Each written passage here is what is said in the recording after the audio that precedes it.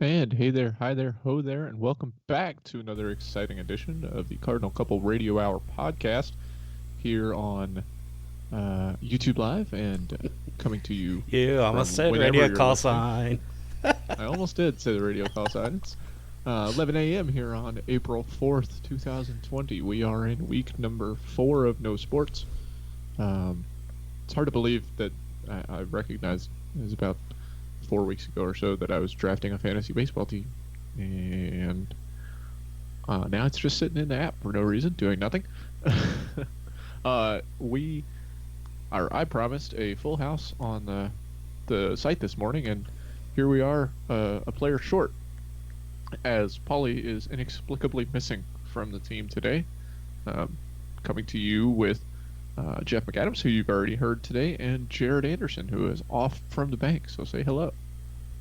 Howdy, howdy. What's up? Good weekend.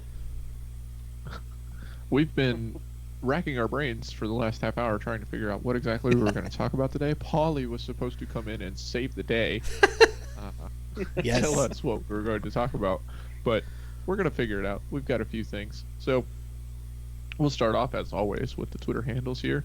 I tweet is at best case scenario, bringing you sports tweets when I can, and not much else most of the time. The more you tweet, the more you can get in trouble. So easier to just read. Jeff tweets is at Jeff McAdams and at Card Couple Radio. Jared tweets is at Mr. Anderson Jared. He's been tweeting photos of photo shoots recently. Hope you've been socially distancing, Jared. Oh yeah, I mean I can stand plenty far back when I'm taking the pictures. Yeah, Jared does have It's some nice nice long to- lenses. So Those lenses come in handy. yeah, I don't know how you show them any of the pictures on the camera, but anyway, They'll just have to wait and see at the end. yeah. Paulie tweets is at Cardinal Couple, and as always, he's usually tweeting the daily articles out, and without much sports to tweet about. Not so much this week, or this time, but also tweeting out the links to the interviews that he's been doing. He did another one this week, All right, boys, how about Hey, there And- he is. and we got him. He's there he is. yes, once again, stupidity overcomes technology. Yes. Good morning, fellas. How are we today? Doing all right. We were just going through some intro here. So We were talking about you. We were indeed. Always, I am a subject of conversation wherever I'm involved. That's correct. Go ahead with your intro there, Case, and let me know when you're done. I'm going to take a nap. Well, we have now just gotten through Twitter, and now that you are here, we've been waiting for you to tell us what exactly we're going to talk about here as the Cardinal faithful wait on pins and needles for any news to come out. All right, first of all, put away the needles, Cardinal Couple. They are not necessary. This is not a show where you're going to need injections. But yeah, we got a lot of stuff going on, fellas. Honestly, let's kind of recap what the week was like. Case, today's article talks about his favorite women's soccer player of all time, Amina Ekik. I'm sure we'll get into her just a little bit with some conversation there. I'll also take you back to Friday, where Jared put out a team challenge and also some very nice photos. We would be remiss if we did not talk about Jeff and I's listening in to the teleconference with Danny Busboom Kelly. We also had a great conversation with Sydney Milton on Wednesday, and then, of course, the start of the week brought us the NCAA decision on what sports would get an extra year of eligibility. So, fellas, that's what I got lined up for you there. that sounds pretty similar to what we were coming up with. So all right, yeah, we're kind of on the same page. All right, super. Well, let's go ahead and, Case, if you want to, go ahead and give it a start out with your article on double E's. Yeah, sure. So Amina Ekic hosted the UofL women's soccer Instagram story takeover yesterday. They've been doing that for the last few weeks. And if you want, you can head over to their Instagram, and they've been saving those stories out as highlights. So you can be sure to check in. The other news that came out this week was that officially the Thorns Invitational, which is hosted by the Portland Thorns of the NWSL, has been canceled for this year. So Amina was set to join the U.S. Women's National Team U23 division in that event as she did last year, and will not be doing that now. So she turns her focus entirely to her senior season at UofL. We found out yesterday that she has a soccer tennis court in her basement that she plays with her little brother. I feared heavily for the bare light bulb that just sits in the middle of the court. Seems like an interesting way to light the space, but stay away from the headers. Yeah, stay away from the headers. Jared, you've taken a lot of pictures over Amina since she's been on campus and such, and always a fun player to watch. Some of your thoughts about her as she goes into her hopefully senior season that'll start out here in the fall. I'm excited to see what she does for her senior season. She's been nothing but impressive the first 3 years here at UofL. Right now, the concern for me is she doesn't have a lot of that offensive support that she's had in the past with like Brooklyn Rivers, Allison Whitfield. So it will give opposing defenses a little more focus on her alone. But knowing the type of player Amina is, I think she will still find a way to score and get right about that 7-8 goal mark that she was aiming for this past year. Jeff, she's been such a standout ever since she arrived on campus here as a freshman.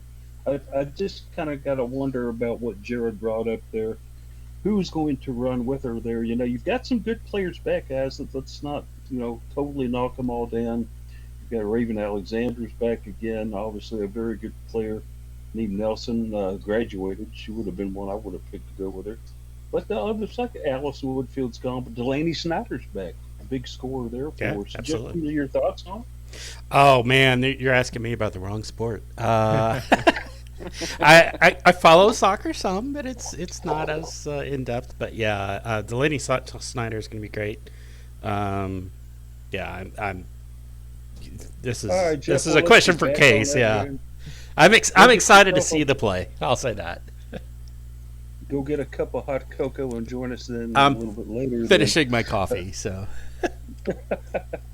All right, Case. So who attacks along with Amina here? We're not worried about goalkeeper. We're going to need some people to go with her. And Nadaj La Esperance is a player that came to mind for me. Yeah, I think Nadej will stay in that defensive midfielder role. What's going to be interesting is how Coach Ferguson Days decides to attack the defense.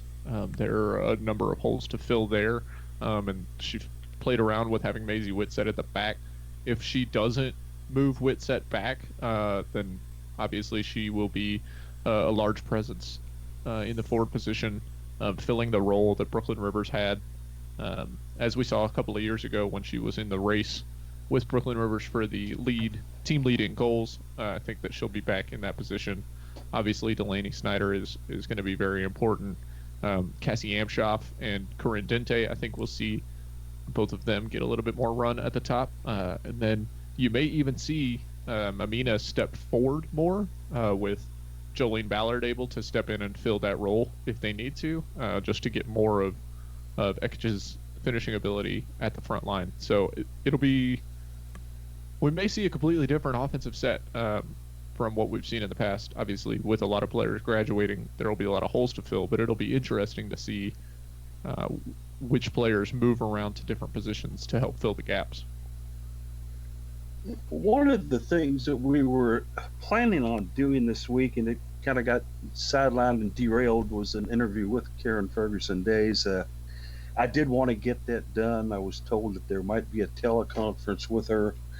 That never developed, so I'm going to, I hate to say this, but I may have to circum the SID in this particular sport and go directly to the source and see if this can be arranged. But Corinne Dente, she came in as a freshman with all kinds of hype and all kinds of things about her and what she could do.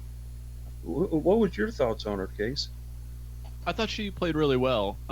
She needs to get her finishing down more. There were a lot of opportunities that she had that she couldn't quite connect with and get the conditioning up, because she's going to get a lot more opportunities this year, and she needs to be able to perform at a high level for all the time. She is the type of person who sprints to every ball, and if you can't have your conditioning up enough, then being able to sprint to every ball like that will wear you out really quickly. So it'll be interesting to see how she develops, especially since now she and players like Jessica DeFilippo are also having to um, condition and develop on their own over this spring and summer period. Um, we'll see what they can do with just the instruction of college coaches and not the presence of them. You know, Jared, when it comes to women's sports, we've seen some very, very good goalkeepers in actually several sports over the years. Let's start, of course, with our favorite Aisha McFerrin. Let's go directly to Rachel Florick. Let's go to soccer, and let's definitely talk about somebody back there who has done a wonderful job, and Gabby Casellas. How important is Gabby to this team? Well, Gabby's a leader both on and off the pitch. As we've noticed, she's one of those players that will go out to the other sports. It's kind of similar to a Jazz Jones and lead the charge, getting other student athletes out there supporting them. But with Karen Ferguson Days being a heavily defensive-minded coach, being able to have a strong goalkeeper that you can rely on and build your defense around makes her job a lot easier, and then it allows her to go on and put more focus on the offense, which we kind of addressed a little bit ago, where we're going to see quite a few changes. She's going to have a bit of an adjustment period back there, of course. Ariana Ferraro gone, back in the defensive position. Nate Nelson gone, back in the defensive position. Case, you got any insight on who's going to step up with these roles? I don't. You look through the lineups here, and a lot of people with the letter D next to their name in the roster are not going to be on this team anymore. So we're going to be dependent on freshmen again. For the last 2 years, that's worked out. Sarah Hernandez filled in extremely well as a freshman and then developed a lot during her sophomore year. Raven Alexander last year stepping in to fill in that role as a freshman. She'll be back. So it'll be interesting to see whether Coach Ferguson Days decides to leave one returner in the middle and one on the outside, or whether she moves both of them to the inside and puts fresh legs on the outside. That'll be interesting to see. Like I mentioned, they played Brooklyn Rivers at the back with 5 sometimes last year. So we've seen her put tall forwards at the back, as she's done with Maisie Whitsett. So that may be an opportunity. I don't really like Maisie Whitsett's skill set back there, so I would tend to push against that. So I think it's going to be a transfer or freshman heavy defensive line, or switching people into different positions that they're not as used to. So it'll definitely be something that I'm going to be keeping up with a lot as a former goalkeeper and defender myself. It was a season that saw quite a bit of success for Louisville. The fact that they did make the NCAA tournament, they got past their first round opponent, but then unfortunately had to travel to Provo, Utah, and visit a BYU team that, well, let's be honest with you, kind of kicked them around there. Case, your thoughts on how the season ended? I thought that game against Lipscomb was really exciting. For them to be able to pick up a win this year, we saw them, or this past year, we saw them the previous year make it to the NCAA tournament and then get bounced in the first round. So it was good to see them host a game. And then, BYU was a tough team. They continued to advance. They were the hosts. They were a high seed for a reason. It would have been nice to see the Cards put up more of a fight. 4-0 loss in your final game is a tough one to handle, but I think that gives them more drive.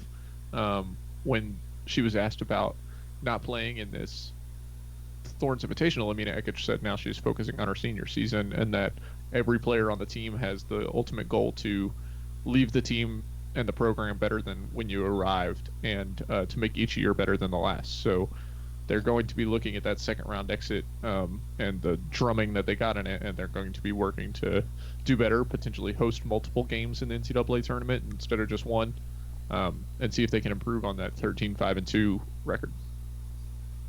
We did get Jared in to actually see a scrimmage a couple months back. He was able to crash the Traeger Center over there and watch the Card versus Bellarmine University. Jared, just when you saw that, some of your thoughts about that contest? Coach spent a lot of time just testing different looks, putting players in positions they're not too familiar with during the regular season. There was a chance to get a couple freshmen out there for a few minutes to join the team in the off season, which was kind of nice. Obviously, we're going to see Gabby, a goalkeeper, and like Case mentioned, Sarah Hernandez is going to be back there at one of our center back positions. Honestly, I think Anna Henderson, who didn't really see a lot of playing time last year, she looked well improved during that spring match, and I think she stepped up a lot. Now she's going to have the entire off season to work with. I think if Corinne Dente can stay healthy, and then as Case mentioned, be able to keep on working in the off season. I mean, she's one of the quickest players on the team. We might have some offensive players to go to. Outside of that, it was just kind of like rotating people around. We saw Maisie Wetzel both in a forward position as well as in a defender position. And then it was kind of just let's play everybody, give them a few minutes against another NCAA team type look is what Coach wanted to go with there. Is there any coincidence, guys, that the initials for the goalkeeper are GK and our goalkeeper's initials are GK, or is it just purely happenstance there? It's purely happenstance, I'm sure, but I did notice that the other day and laughed about it myself. So yes, I thought it was interesting. So, Coach, who's your GK? Well, it's GK. Who else? Yeah. All right, guys. Case, what else you got for us on volleyball? And or excuse me, I was getting ready to go into volleyball. What else you got for us on women's soccer that we need to know and, of course, be up on? Not much. We're just looking forward to watching everyone continue to train over the summer. I would again encourage everybody to follow all the UofL women's soccer and all UofL women's athletics, in particular on Instagram, whether it is the teams and the players themselves or the UofL athletics administration that is keeping them very engaged on social media. It's not really important who's driving the decisions. It's great for the fans to be able to get to know the players better and keep up with the teams during this trying time. So make sure you follow and support the UofL women's athletics on social media and Instagram. Yeah, I can actually chime in on something here. I did see the other day on Twitter, Amina did a video that they put out on the UofL women's soccer Twitter, and in the video she said if it got 50 likes, she would start a YouTube channel, and it's like 150 or something now. So keep an eye out for that too. I think that would be a fun little thing to tune into. Absolutely, yeah. So let's put the pressure on her to get this underway. That's right. All right, guys. So let's go ahead and change to a different venue, different ball, and a coach who came in and talked to us via teleconference, coming in to speak with us on Wednesday. Jeff and I were able to tune in. I think we each got a question in on that thing. Some of your thoughts about Danny and her teleconference, Jeff? It was good to hear from Coach about volleyball. I'm going through some withdrawals right now. Like I said, I think I said earlier, I'm getting shakes without having some spring volleyball to watch. But it's good to hear from Coach on that. Talked a little bit about the season and how the team is preparing, how the team is staying connected in this time with people spread all over. Lots of Zoom video chatting. I think they're using Zoom going on. I think they're also doing some FaceTime.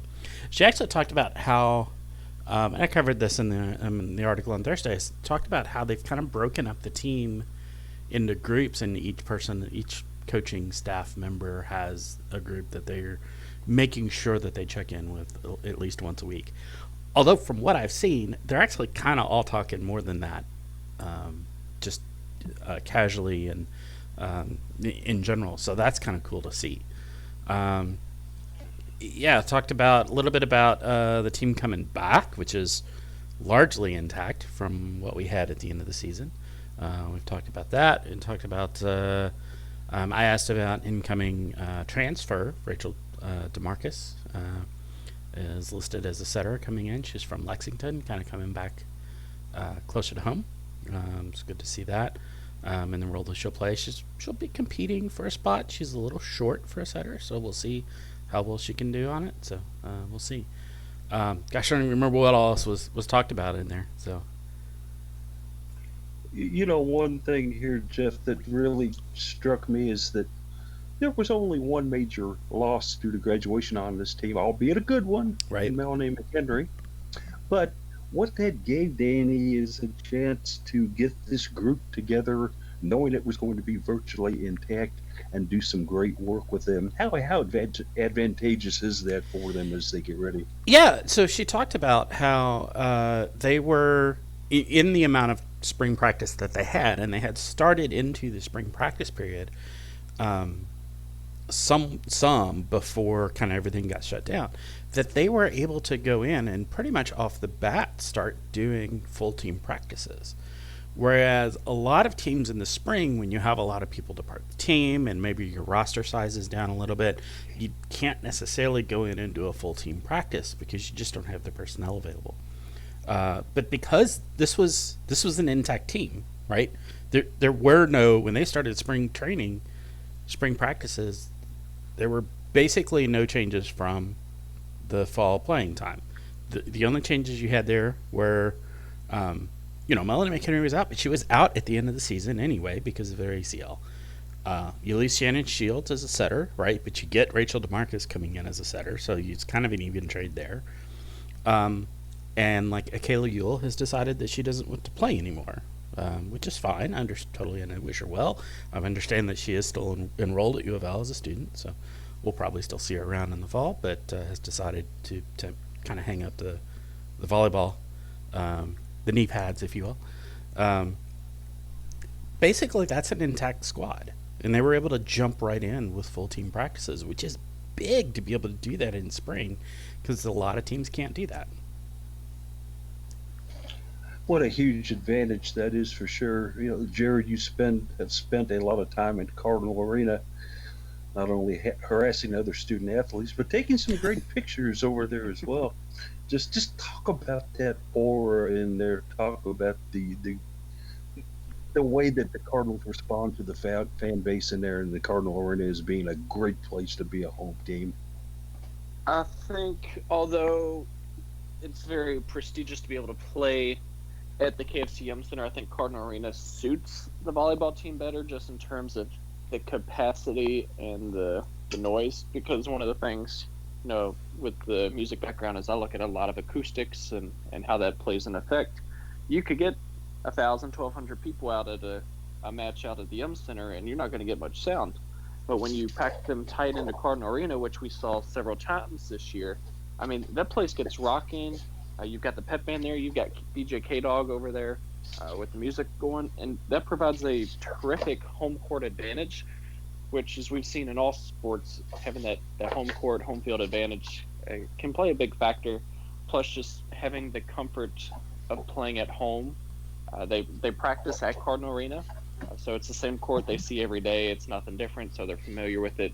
And I think that can just create an ease of mind, as well as the sound level can intimidate the opposing teams when they're visiting.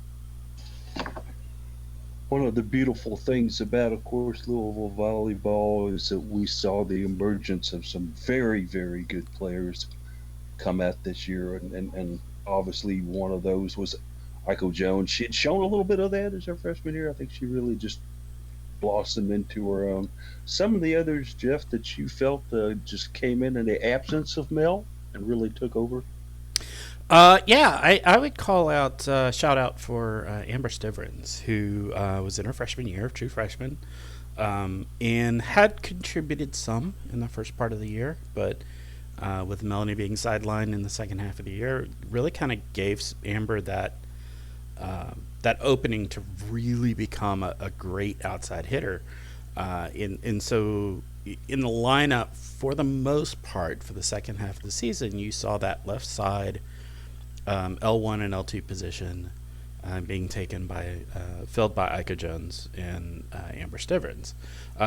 Mix in a few others in there. Mix in some Claire Chaussee, who also has contributed extremely well in that role. So between the three of them, they've kind of taken that role. And it was amazing to see those.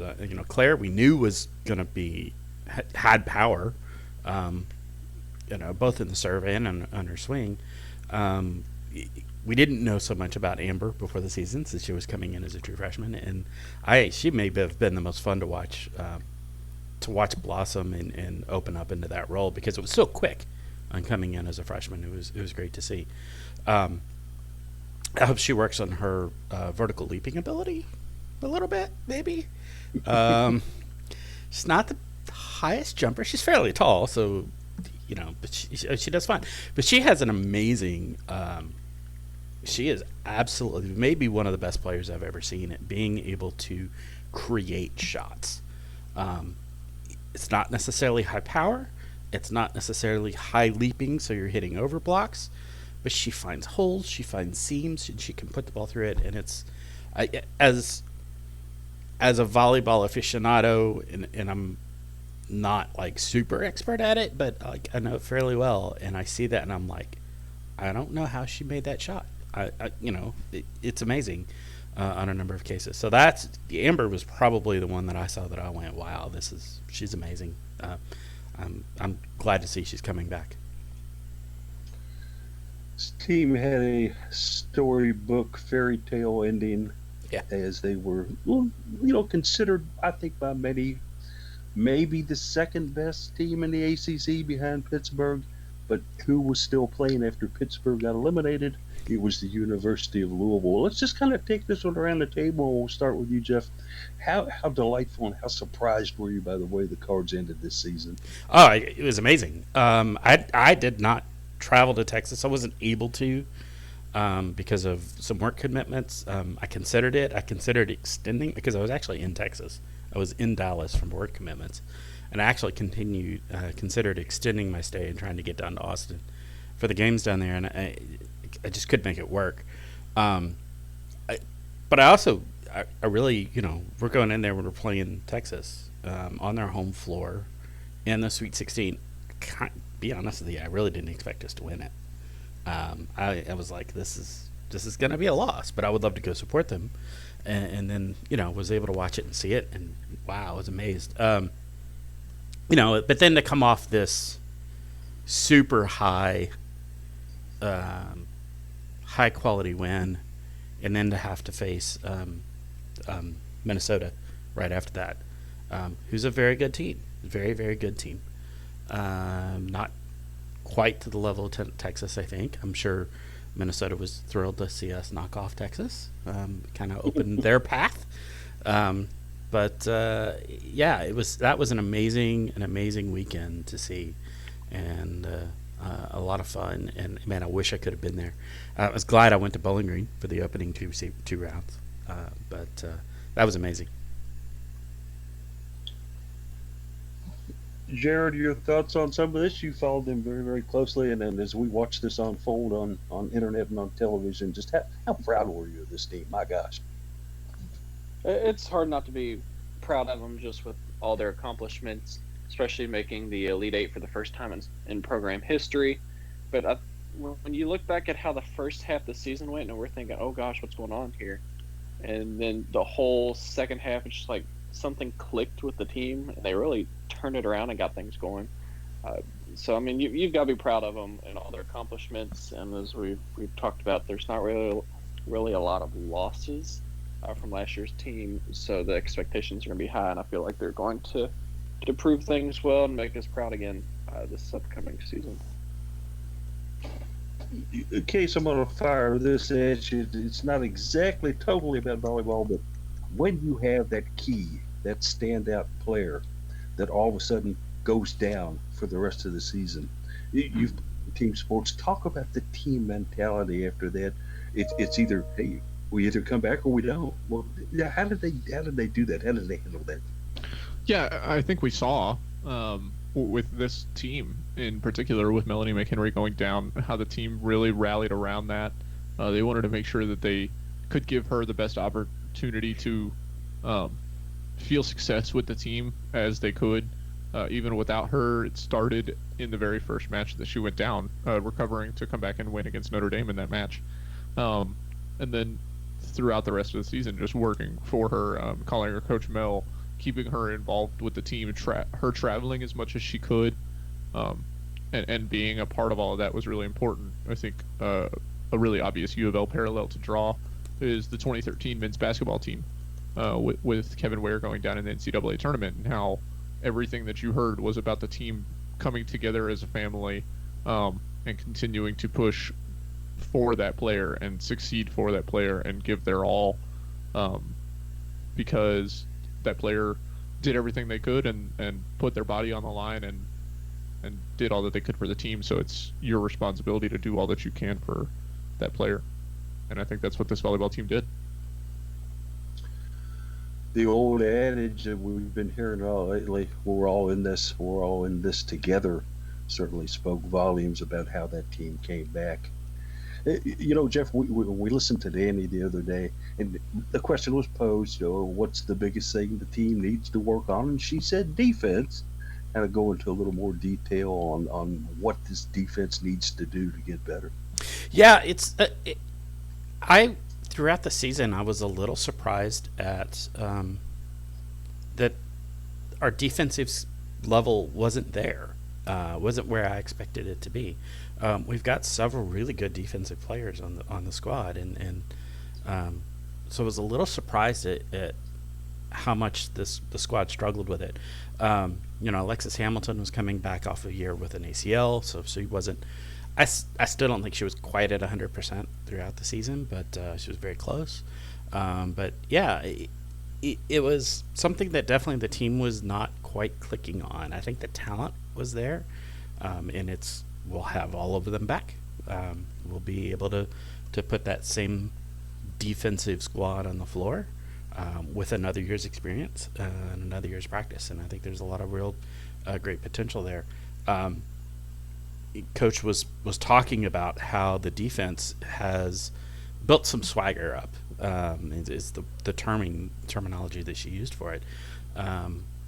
Getting in the gym, getting practicing, seeing responsiveness from that, seeing what they feel like is improvement on it, and kind of building up a little bit of pride and swagger in their defense. So I am hopeful that we'll see them click together. Like I said, I think the talent's there. They just got to get it kind of put together, and I'm hopeful to see that happen. Because I think with the offensive power and talent that we have on this team, and that's already there, to see a good defensive effort put up, this could be a really amazing squad in the fall.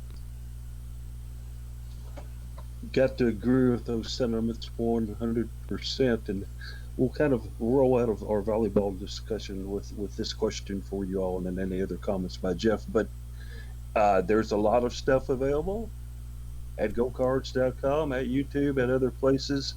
If you could go back and watch one game, Mr. McAdams, from start to finish, which one would it be?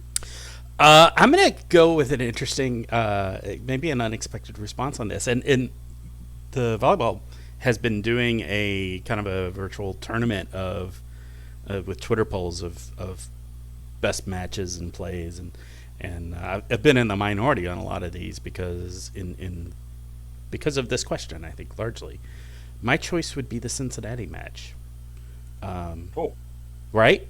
So nobody thinks that. So I made it up to Cincinnati. I was able to drive up there, and that was an amazing match. It was a 5-set match against a very good Cincinnati team in a mediocre conference, and the place was electric.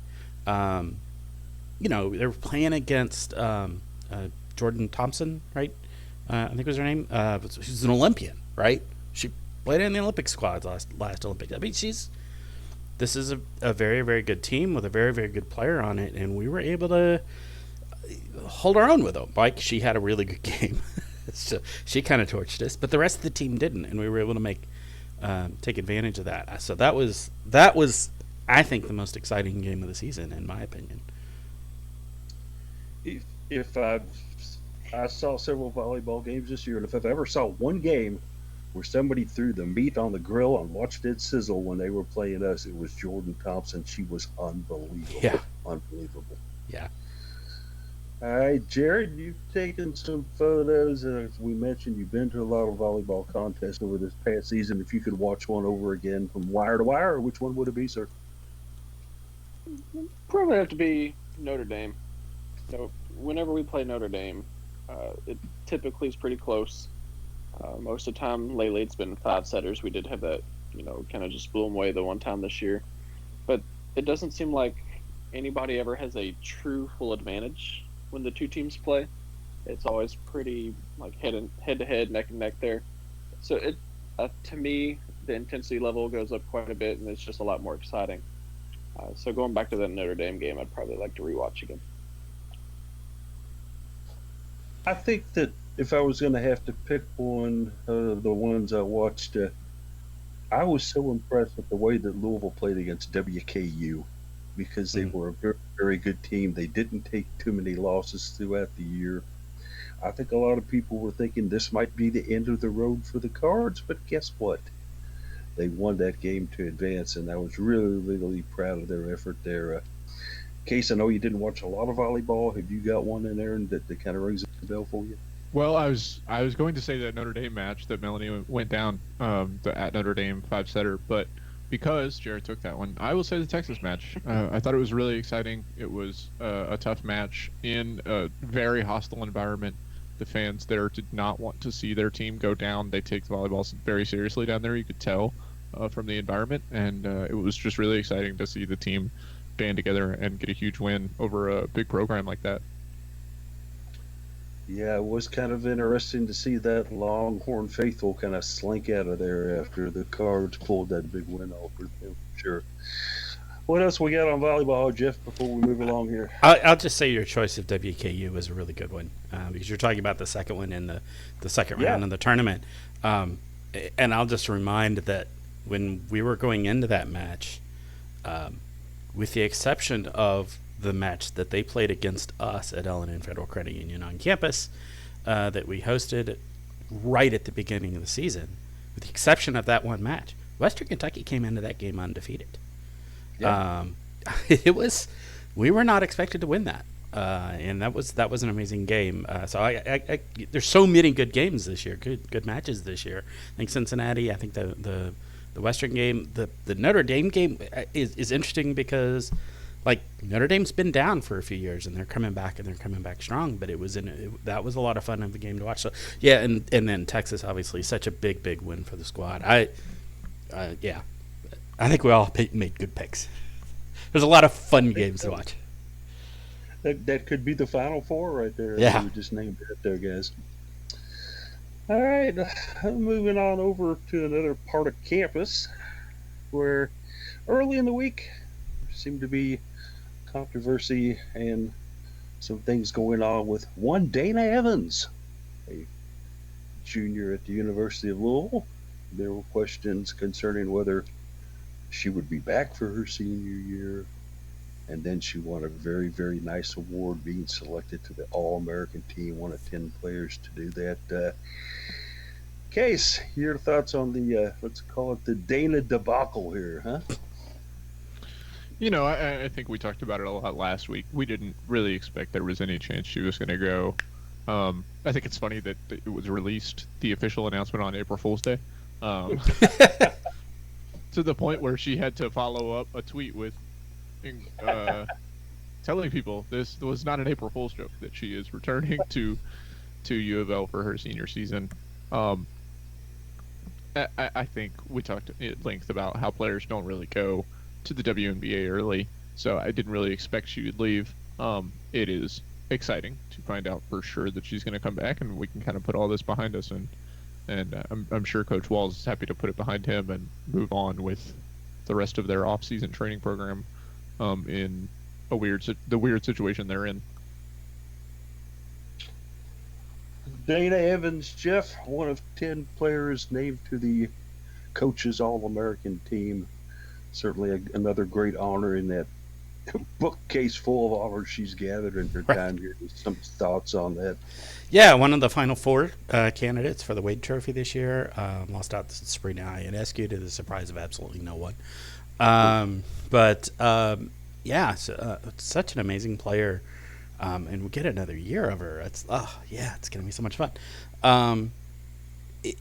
So many awards, so many honors, so many watch lists and progressions on those that, for somebody who won the 6th player award last year to be one of the top 4 players in college women's basketball this year, which is basically what finalists for the Wade Trophy is, the message that's sent there. Man, what a progression. Could we have that much of a progression again for next year? Dare I even suggest that's a possibility? That's, yeah, it could be amazing. Jared, what else about Dana besides those wonderful eyelashes we'll never forget? She's just came into this program and turned into to be one of the.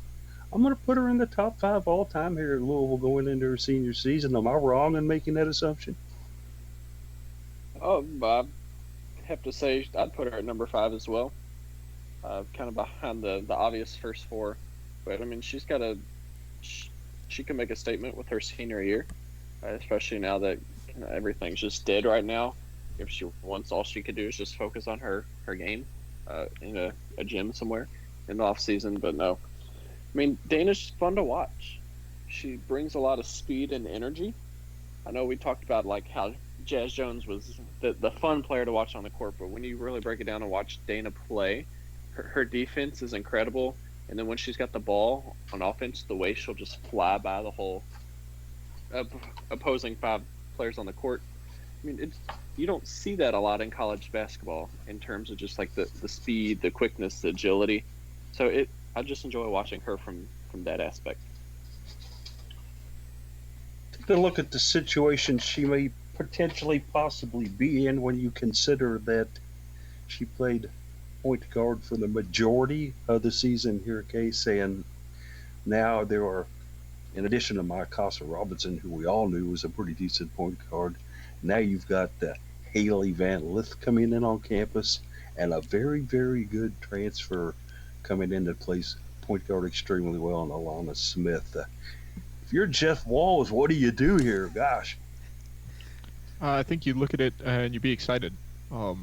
Definitely. As a team that plays as fast as Jeff Walls likes to do, with driving the pace of play up on offense as well as defense, having multiple players that you can depend on to handle the ball and bring it up the court, as well as score, is critical. So now you know that if the other team gets a run out, which would be unfortunate, it doesn't matter who was back because you can turn around and bring the ball right back up the court with any number of guards. And trust that they're going to be able to create on offense without having to slow down the offense, get a true point guard into position, and start from the key. So I think it's a huge boon to be able to have multiple ball handling guards on the floor at the same time. And Jeff Walls is probably licking his lips thinking about the offensive sets he can run with this situation. I think as much as Walls may be licking his lip, there are opposing coaches that are throwing their laptops up against the closest wall to them when they take a look at what Louisville has coming back as far as their front 3, their 2 guards and the wing player. There is a concern among some. I'll see what you guys think about it. The Cards did lose some pretty fantastic rebounders to graduation. So who steps in on those roles? Jared, you got any idea on this? Who steps up? I feel like we talk about rebounding quite often with this team. Is they'll go into, or well, not this year's team, but just like the program in general, where they'll go into slumps every once in a while with rebounds.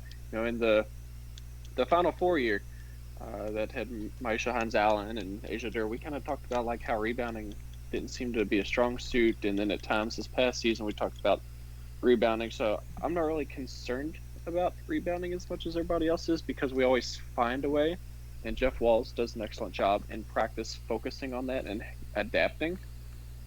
So I mean, I'm not worried. I think Liz Dixon has stepped up quite a bit. I think Mikasa Robinson's going to be a good one with the rebounds, which is amazing how short she is. Yeah, right. I mean, she impressed us last year with her rebounding. Yeah, and then we've got plenty of recruits coming in. So we'll see. It's just kind of, as you mentioned, like we're talking about who's going to step up. I think Liz Dixon's going to have the big offseason change. I think Mikasa Robinson's going to step up into a big leadership role this year. Yeah, and I'll throw E. Balagoon in there. She really got a lot of rebounds on the stat sheet. I think that kind of went as an underappreciated aspect of her game. She was picking up a bunch of rebounds as well. So don't forget about her. Definitely fantastic to have E back, not only for her length, her ability to block shots, but her ability to rebound. And as we've seen, she's no stranger to the 3-pointer and can certainly fill up the scoreboard when she's on a roll, hitting those. I got to wonder about one thing about this team right there coming up next year is that you got 15 players here that are so very, very talented. Does anybody even venture to try and come out with a starting lineup this early right now? Yeah, I don't. I would. Y'all were talking about how excited Jeff Walls is going to be with this point guard roster.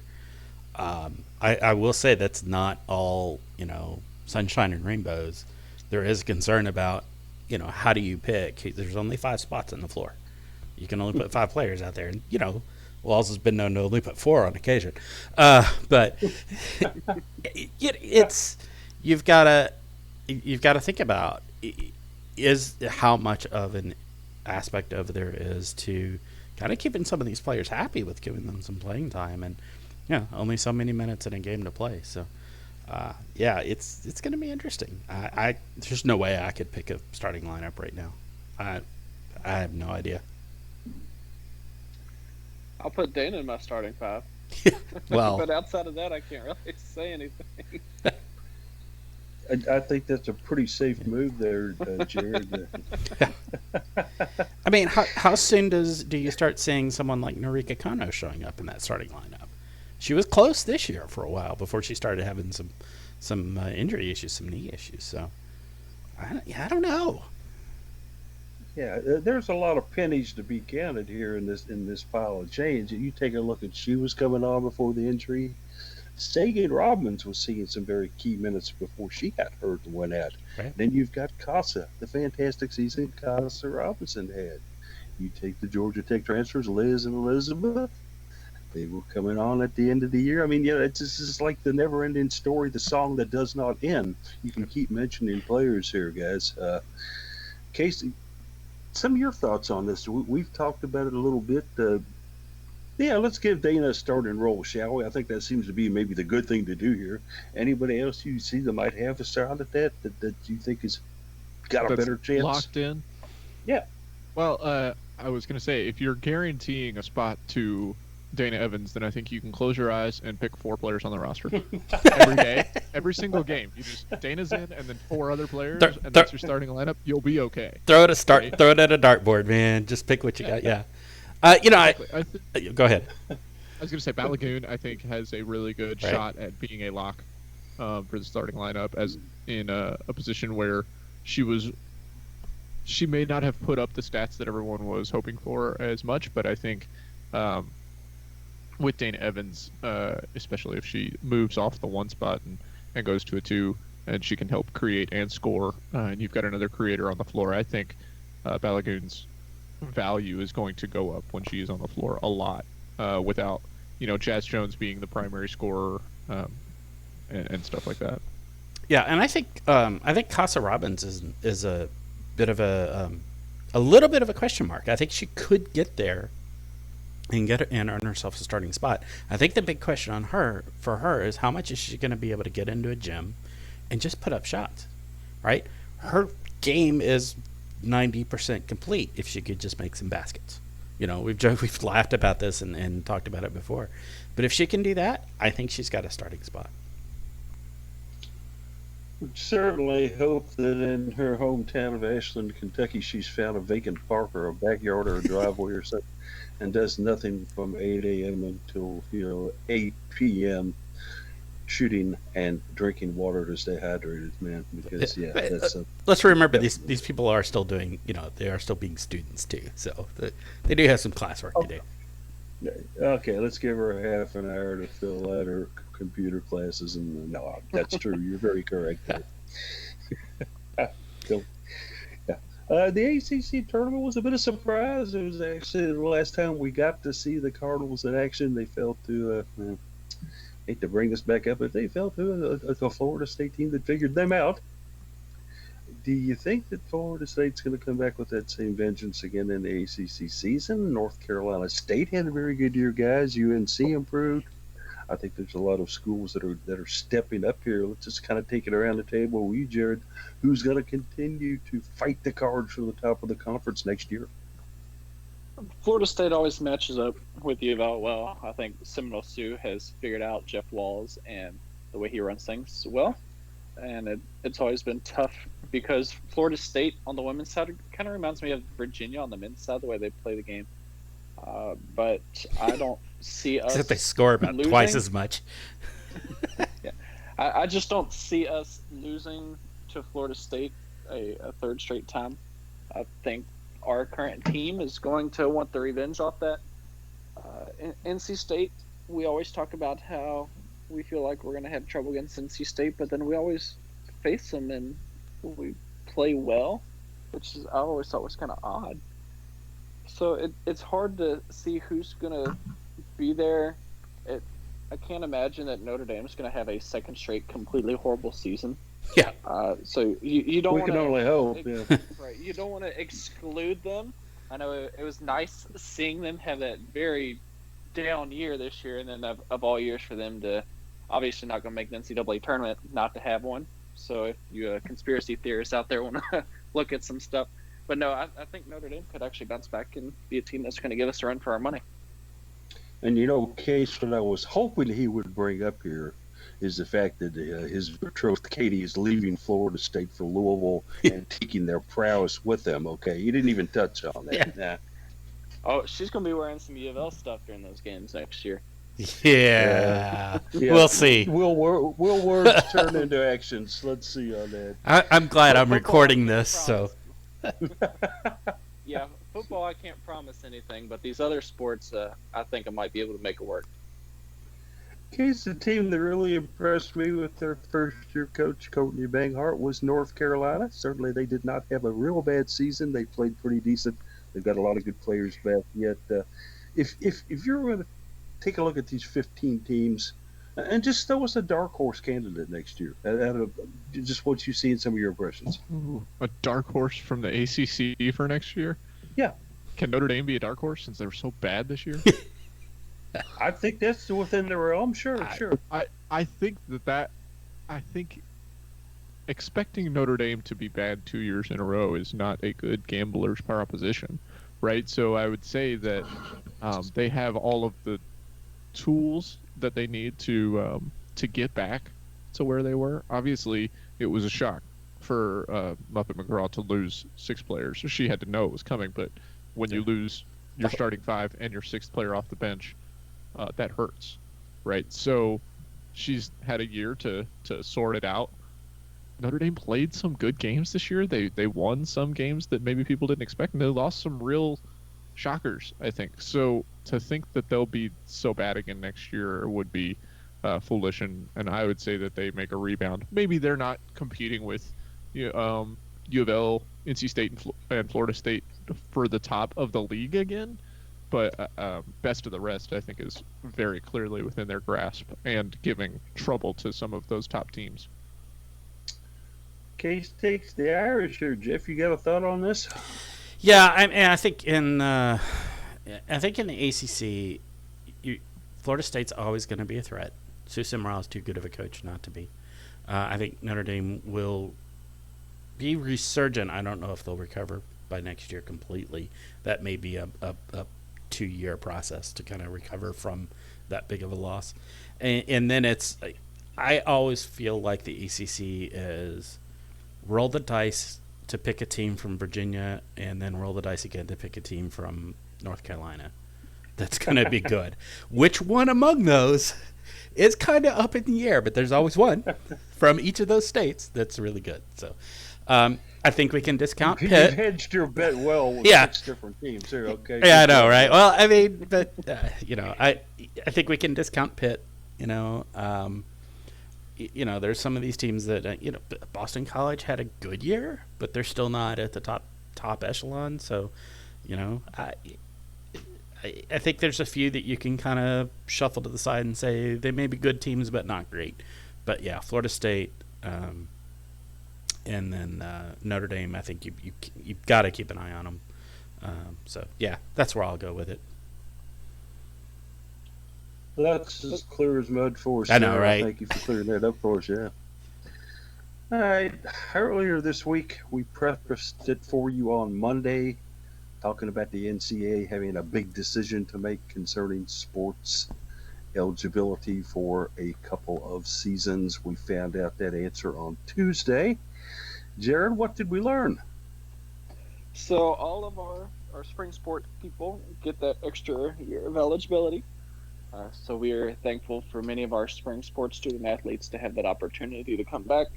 Unfortunately, our winter sports were not as fortunate, so we do have to bid farewell to our women's basketball seniors as well as our swimming and diving seniors.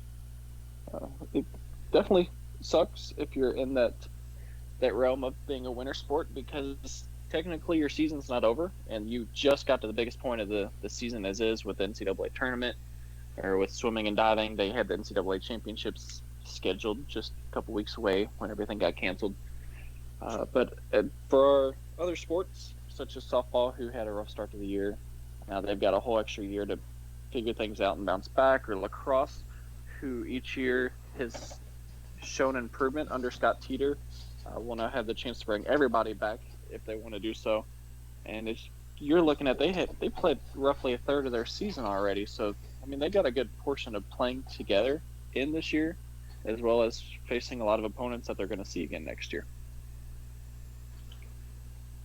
Okay, some of your thoughts on the call. I think it was a call we all predicted. Make an argument for bringing basketball back, though. I want to hear somebody take the other side of this fence. You want me to make the argument for bringing basketball back? Yeah, I'm giving you a tough assignment, Bill. The toughest pill to swallow for basketball is seniors on teams that won their low major and mid major conference tournaments this year. A lot of those low major conference tournaments have already been finished. Those players were going to play in the NCAA tournament probably for the only time in their careers, and then they didn't get to do that. They'd already won the bid. And then you look at graduate transfers who were in the same boat. Fresh Kimball, who had made the obviously on the mid side, who had made the tournament as a freshman and made his decision on where he wanted to go as a graduate student solely to play in the NCAA tournament, and he was going to get to do that. Now doesn't.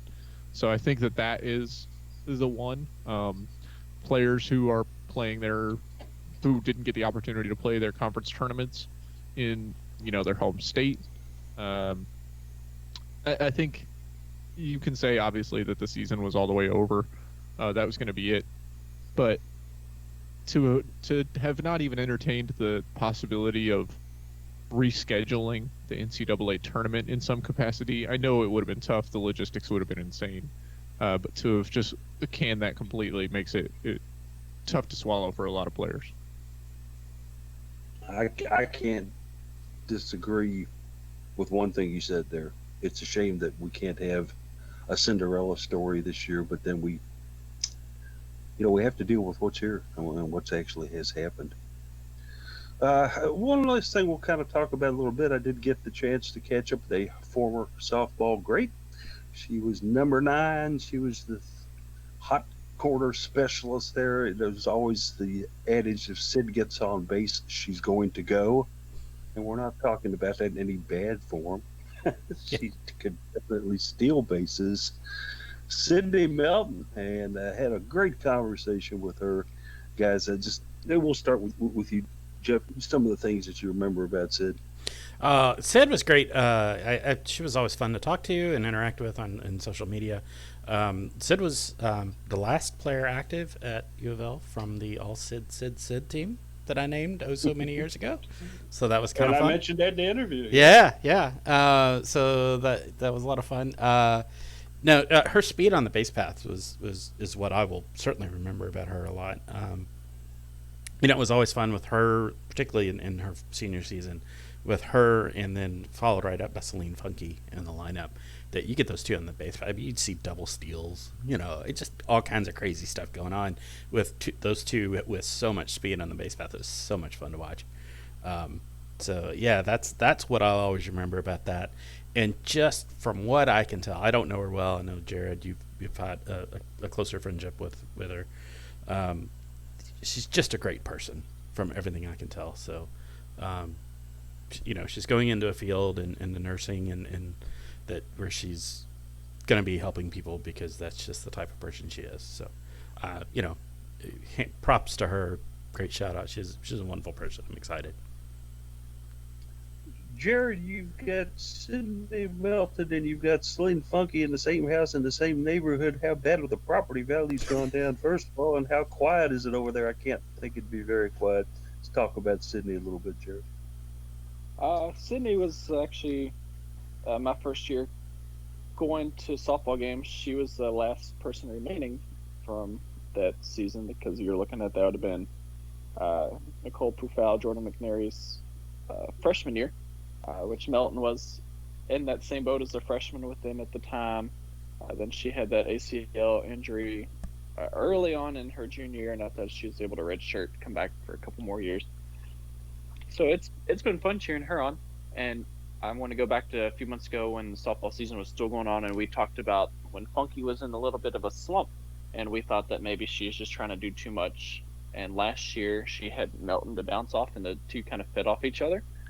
So I thought she has played an integral role with that. But then being able to still room with Funky, I mean, that's gonna be a fun house when you think about the two of them together. I mean, I kind of want to go over and maybe play some Super Smash Bros. Or something with them sometime. That sounds kind of fun. But Sydney is one of the brightest in the bunch, so it's no surprise that she's furthering her education and that she's going to walk away with a master's degree here in a couple years. Beware women. Jared is outside with a camera in his hand.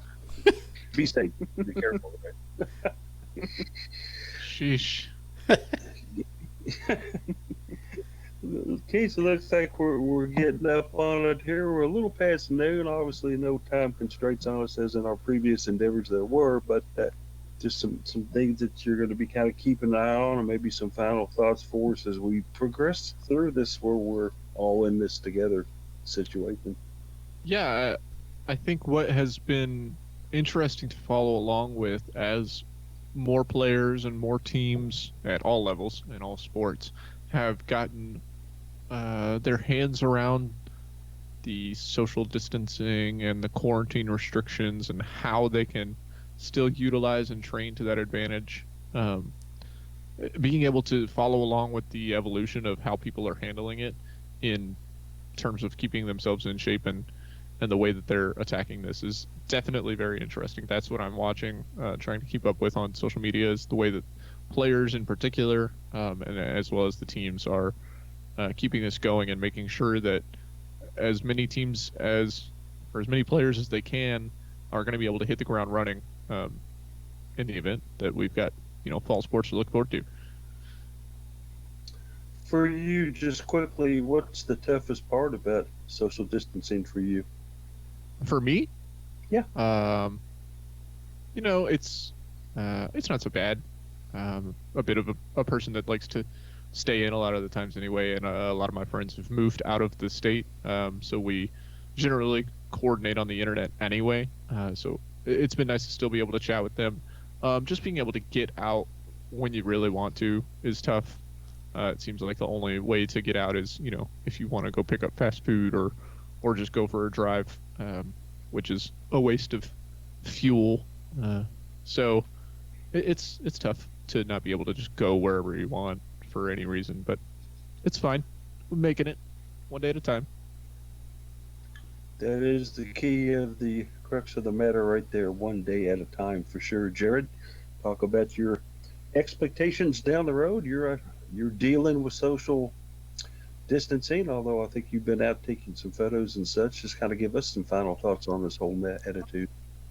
I still got to go into work for 40 hours a week, so I don't get a lot of that social distancing as see several coworkers and still see several clients who make appointments to come inside the lobby. But I think the biggest thing for me right now is just tough not having sports.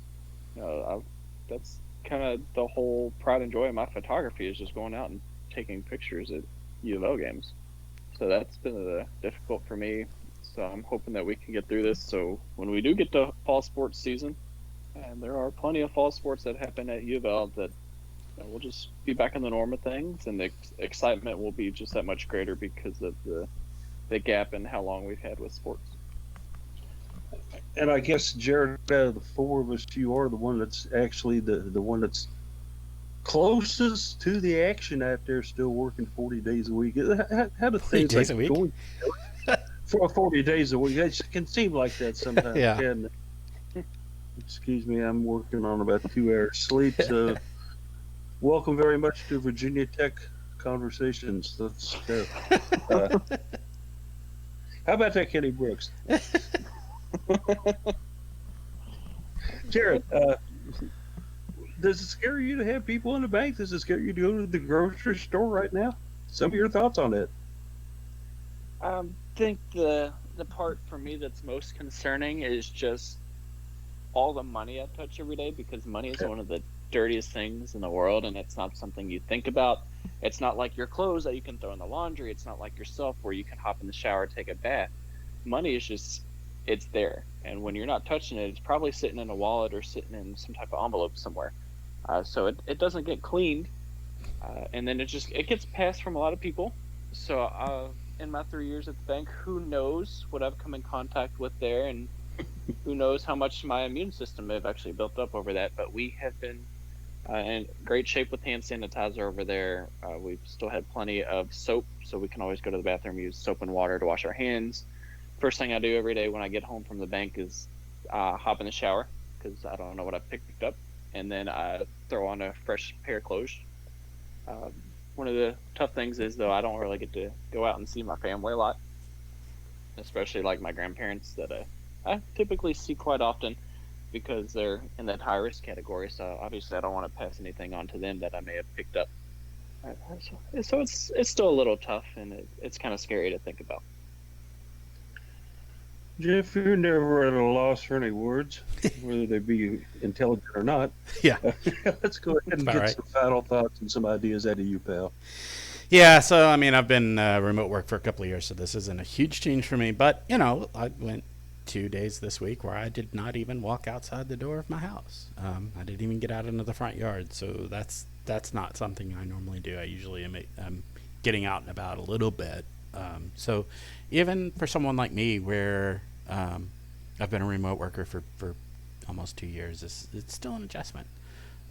There's still the anxiety of the overall world situation. So I mean, just keep that in mind when you're dealing with people in the workforce. There's people out there like Jared. There's people that even with remote work, this is still an adjustment. People are still not being as productive as they normally would expect to be. I do also want to throw in, when we were talking about basketball teams in the ACC that'll be good for the coming year, my mother threw into chat Georgia Tech, which is a good point. We kind of forgot about them. New coach down there, Nell Fortner, doing really well. So shout out to them for probably being pretty good again next year. Yeah, I'd have to say Nell Fortner's got some very, very talented players coming back for sure. And, of course, she does have Courtney Walton down there as recruiting coordinator down there. Nobody could ever fail with Courtney on their side, in my honest opinion here. I would love to have her come back to Louisville in some way, shape, or form. Hopefully you're listening, Jeff Walls, Vince Ray today. Okay. Final thoughts out of me here. I want to do a couple shout outs. Okay. It's tough times right now. We've got a regular reader. We've got a guy that does some comments on our articles and such. Yeah. He's one of our new frontline workers. His name is Curtis Franklin. He's out there 50 hours a week. They're stocking those shelves that you can go shop in, and putting himself in all kinds of virus, fruitful situations every day. And he's doing it, obviously not making $1 million at it, but he's out there so that you can eat, making sure there's stuff on the shelves for you to use. So hats off to you, Curtis. Thank you for the work you do. And also to Sydney Melton as well, because she's in the medical profession. And I know that what she does isn't exactly frontline work with patients, that kind of dealing an issue with the COVID virus, but she's still in an environment that is target rich for that virus, and for her to go in each day and come back out each day. And also to you too, Jared, because you're still going out there and you're having to deal with it. And I would just tell people that you're only doing debit card transactions only. You don't want any cash through your window, okay? If only.